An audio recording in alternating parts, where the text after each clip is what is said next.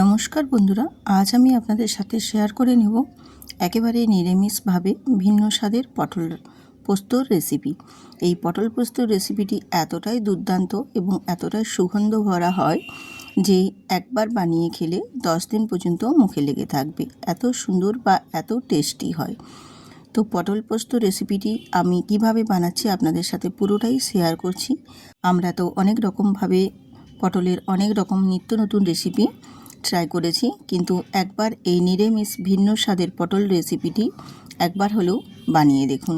খেতে অসম্ভব সুন্দর হয় এবং বানানোও যে খুবই কঠিন তাও না, খুবই সহজভাবে ঘরে থাকা উপকরণ দিয়েই বানিয়ে নিতে পারবেন আজকের এই নিরামিষ ভিন্ন স্বাদের পটল পোস্ত রেসিপি। তো চলুন আর না দেরি করে পুরো এবার রেসিপিতে যাওয়া যাক। আমি পটলগুলোকে কিভাবে কেটে নিচ্ছি। অল্প অল্প একটু খোসা রেখে বেশ সুন্দর করে বাকি অংশের খোসাগুলোকে বেশ একটু ছিলে নিয়েছি। তারপর একটা ছুরি দিয়ে বেশ একটু কেটে নিচ্ছি। আর কাটাটা কিন্তু একটু বেশি পরিমাণেই করবেন, যেন ভেতর পর্যন্ত বীজগুলোর কাছ পর্যন্ত যেতে পারে। তাহলে এই পটলের ভেতরে নুন হলুদটা যত ভেতরে বা মশলাটা সম্পূর্ণটাই ভেতরে ঢুকবে, খেতে ভীষণ ভালো লাগবে। তো একটা পটল আমি তোমাদের কেটে কিভাবে রেডি করেছি সেটা তোমাদের দেখিয়ে দিলাম। সবগুলো তো দেখানো সম্ভব নয়, আমি সবগুলো কেটে তারপর ফিরে এসে আপনাদেরকে দেখিয়ে দিচ্ছি। দেখুন, সবগুলো পটল আমি কেটে নিয়েছি। আমি মেম্বার ওয়াইজ পটল নিয়েছি, আপনারাও মেম্বার ওয়াইজ পটল নিয়ে নেবেন, বা বেশি হলেও কোনো অসুবিধে নেই। তো দিয়ে এবারে পটলগুলোকে আমি কাটার পর ভালো করে ধুয়ে নিয়েছিলাম। এখানে জলটা ঝরিয়ে নিয়ে তারপর নুন আর হলুদ মাখিয়ে নিচ্ছি। এইভাবে পটলগুলোর মধ্যে নুন হলুদটা মাখিয়ে নিলে তাহলে পটলগুলো খেতে বেশ ভালো লাগবে, আর পটলগুলোর মধ্যে নুন হলুদটাও ভেতরে ভালোভাবে ঢুকবে ভেজে নেওয়ার সময়। তো নমস্কার বন্ধুরা, আমি রূপা, ব্লগস উইথ রূপা চ্যানেলে আপনাদের সবাইকে স্বাগত জানিয়ে প্রতিদিন এনে আবারও একটি নতুন রেসিপি নিয়ে হাজির হয়েছি। নিরামিষ স্বাদের হলেও খেতে অসাধারণ লাগে। এছাড়াও নিরামিষ দিনেও কী রান্না করবেন ভেবে খুঁজে পাচ্ছেন না, এই ভিন্ন স্বাদের পটল পোস্তটা বানিয়ে দেখবেন, খেতে অসম্ভব সুন্দর হয়। এবারে আমি গ্যাসে চলে এসেছি। গ্যাসটা অন করে নিয়ে বেশ ভালো মতো একটু কড়াইটা গরম করে নিয়ে তেল দিয়েছি। আর তেলটাও বেশ ভালো করে একটু গরম করে নিতে হবে, তাহলে পটলগুলো ভেজে নেওয়ার সময় বেশ সুন্দরভাবে ভাজা হয়ে যাবে। আমি এখানে পটলগুলো দিয়ে একটু নাড়াচাড়া দিয়ে ভেজে নেব। আর এই পটলগুলো একটু সময় নিয়ে আস্তে আস্তে ভেজে নেবে, তাহলে ভেতর পর্যন্ত বেশ সুন্দরভাবে ভাজা হবে। যেহেতু আমি পটলটা এখানে গোটা গোটা রেখেছি, সেক্ষেত্রে পটলটা কিন্তু একটু ভালো করে ভেজে নিতে হবে। আপনারা চাইলেও পটলটা যদি দুখণ্ড করে ভেজে নিতে চান বা দুখণ্ডভাবে রেডি করতে চান এই রেসিপিটি, সেক্ষেত্রেও বানিয়ে নিতে পারেন, কোনো অসুবিধে নেই। তবে কি এই গোটা গোটা পটল দিয়ে বানিয়ে নিলে দেখতে ভীষণ সুন্দর হয়, খেতেও যে খারাপ লাগে তাও না, খেতেও অসাধারণ লাগে। দুখণ্ড করে নেওয়ার চেয়ে আমার মনে হয় গোটা গোটা রেখেই পটলগুলো বানিয়ে নিলে খেতে কিন্তু বেশ সুন্দর লাগবে, আর দেখতেও ভীষণ সুন্দর।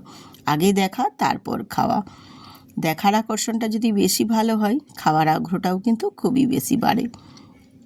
আপনাদের সাথে কথা বলতে বলতে আমার পটলগুলো দেখো বেশ সুন্দর করে ভাজা হয়ে গেছে।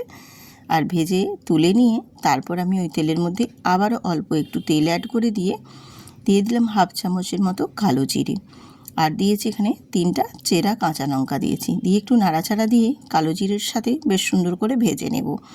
আপনারা চাইলে ঝালের পরিমাণটা আর একটু বাড়াতে চাইলে বাড়িয়ে নিতে পারো। আর দিয়ে দিলাম এখানে কাশ্মীরি লঙ্কার গুঁড়ো আর হলুদের গুঁড়ো কালারের জন্য। আর এখানে আমি মশলা হিসেবে যেটা ব্যবহার করছি সেখানে দিয়েছি দেখুন 1 চামচ পোস্ত, আর 1 চামচ চারমগজ দিয়েছি, আর 6-8টা দিয়েছি কাজু, গোটা কাজু, আর 2টো কাঁচা লঙ্কা, আর হাফ চামচ মতো দিয়েছি এখানে সাদা সর্ষে। দিয়ে এই মশলা হিসেবে এইটাই আমি খুব ভালো করে মিহি করে একটু পেস্ট বানিয়ে রেডি করে নিচ্ছি। আর এই পেস্টটাই আমি এখানে এই মশলা হিসেবে ব্যবহার করছি। এই হলুদ গুঁড়ো আর কাশ্মীরি লঙ্কার গুঁড়োর উপরে দিয়ে দেব। দিয়ে মশলাটাকে খুব ভালো করে কিন্তু কষিয়ে নিতে হবে। মশলাটা যত ভালো সুন্দর করে কষানো হবে, এই রেসিপিটি খেতেও কিন্তু ততটাই সুস্বাদু হবে। এইভাবে মশলাটাকে একটু অল্প জল দিয়ে বেশ সুন্দর করে কিন্তু একটু কষিয়ে নিতে হবে। এই রকমভাবে একটু নাড়াচাড়া দিয়ে কষিয়ে নেবেন, ভীষণ ভালো লাগবে। আর যতক্ষণ না মশলা থেকে একটু কালার ছেড়ে তেলটা ছেড়ে বেরিয়ে আসছে ততক্ষণ পর্যন্ত কিন্তু একটু কষিয়ে নেবেন সময় নিয়ে, তাহলে বেশ সুস্বাদু লাগবে। আর যেহেতু কাজু দেওয়া আছে সেক্ষেত্রে কিন্তু একটু নাড়াচাড়া দিয়েই কষিয়ে নিতে হবে, না হলে কড়াইয়ের গায়ে লেগে যেতে পারে। আর স্বাদের জন্য দিয়ে দেব এখানে আমি চিনি আর নুন। নুনটা অবশ্যই একটু দেখে দেবেন, কারণ পটলের মধ্যে নুন দিয়েই আগে ভাজা আছে। আর চিনিটা কিন্তু অবশ্যই দেবেন, কারণ চিনিটা দিলে এই নিরামিষ পটলের রেসিপির ক্ষেত্রে খেতে অসাধারণ লাগে, স্বাদের ব্যালেন্সটা ভীষণ সুন্দর হয়। তো এইভাবে সমস্ত উপকরণ দিয়ে আমি এখানে মশলাটা কষিয়ে নিচ্ছি। আর কি কি উপকরণ দিয়েছি নিশ্চয়ই আশা করি আপনারা দেখে বুঝতেই পারছেন। খুব বেশি কিন্তু সেরকমভাবে বিশেষ কোনো মশলা নেই, ঘরে থাকা সমস্ত উপকরণ দিয়ে বানিয়ে নিয়েছি আজকের এই নিরামিষ পটল পোস্তর ভিন্ন স্বাদের রেসিপিটি। এবারে মশলাটা দেখো বেশ সুন্দর করে যতক্ষণ না পর্যন্ত কালার ছেড়ে আসছে সেই পর্যন্ত কষিয়ে নিয়ে দিয়ে দেবো এর মধ্যে ভেজে রাখা পটলগুলো। এবারে আমি এখানে পটলগুলো দিয়ে মশলাটার সাথে আর একটু ভালো করে কষিয়ে নেব। এই রকমভাবে পটলটা মশলার সাথে কষিয়ে নিলে পটলের ভেতরে মশলাগুলো কিন্তু বেশ সুন্দরভাবে ঢুকবে। আর এইভাবে যদি পটল পোস্ত একবার হলেও বানিয়ে দেখবেন, যদি ভালো লেগে থাকে অবশ্যই কিন্তু বন্ধুদের সাথে প্রচুর পরিমাণে শেয়ার করে নেবেন এবং ভিডিওটিতে কিন্তু একটু লাইক দিয়ে ভিডিওটি কন্টিনিউ করবেন। আশা করি আপনাদের ভীষণ ভালো লাগবে। আর যদি ভালো লেগে থাকে তাহলে নতুন বন্ধুদের বলছি চ্যানেলটি অবশ্যই সাবস্ক্রাইব করে বেল আইকনটি প্রেস করে দেবেন। পটলটা দেখো মশলার সাথে কষিয়ে নেওয়ার পর আমি এখানে পরিমাণ মতো জল দিয়েছি। আর জলটা দিয়ে একটু বেশ ভালো মতো ফুটিয়ে নেব। ফুটে আসা পর্যন্ত অপেক্ষা করে তারপর দেখো ফুটে আসতে শুরু করেছে। আমি এখানে একটা ঢাকনা দিয়ে ঢেকে দিচ্ছি যাতে করে পটলটা বেশ মোটামুটি সেদ্ধ হয়ে যায়। আর মোটামুটি আমার কষানো হতে 50% মতো সেদ্ধ হয়ে গেছে। আর যেটুকু বাকি ছিল সেটুকুও আমি ঢেকে সেদ্ধ করে নিয়েছি। আর গ্রেভিটাও দেখো বেশ অনেকটা পরিমাণে কমে গেছে। আর বেশি কিন্তু শুকনো করব না, এই পর্যায়ে রেখে দেব। এবারে আমি গ্যাসটা অফ করে দেব, কারণ আমার পুরো সম্পূর্ণ নিরামিষ ভিন্ন স্বাদের পটল পোস্ত রেসিপিটি একদম কমপ্লিট হয়ে গেছে। এবারে গ্যাসটা অফ করে নামিয়ে তারপর আমি একটু ঢাকনা দিয়ে 2 মিনিট স্ট্যান্ডিং টাইমে রেখে দেব, তাহলে কালারটা ভীষণ সুন্দর আসবে। এবারে আমি নামিয়ে তারপর আপনাদের দেখিয়ে দিচ্ছি। দেখুন যেমনি কালারও সুন্দর এসেছে তেমনি কিন্তু দেখতেও সুন্দর হয়েছে। এই রকমভাবে নিরামিষ দিনে বা এমনি অন্যান্য সময়েও আপনারা বানিয়ে নিতে পারেন এই পটলের রেসিপিটি। আমাদের বাড়িতে সবাই কিন্তু ভীষণ পছন্দ করে।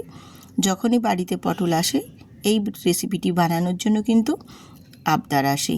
মাঝে মধ্যেই প্রায় আমি বানিয়ে থাকি, তাই ভাবলাম আজকে আপনি বন্ধুদের সাথে শেয়ার করে নিই এই নিরামিষ ভিন্ন স্বাদের পটল পোস্ত রেসিপিটি। এটা রুটি ভাত দুটোর সাথেই কিন্তু খাওয়া যাবে, এতটাই সুন্দর বা সুস্বাদু হয় এই পটল পোস্ত রেসিপিটি। একবার হলেও বন্ধুরা বানিয়ে তারপর আমাকে কমেন্ট বক্সে জানাবেন এই পটল পোস্ত রেসিপিটি কতটি সুন্দর হয়েছে বা কতটা সুস্বাদু হয়েছে। ভীষণই ভালো লাগে নিরামিষ দিনে তো বিশেষ করে। তো কেমন হয়েছে জানাবেন। আজ এখানেই রাখছি।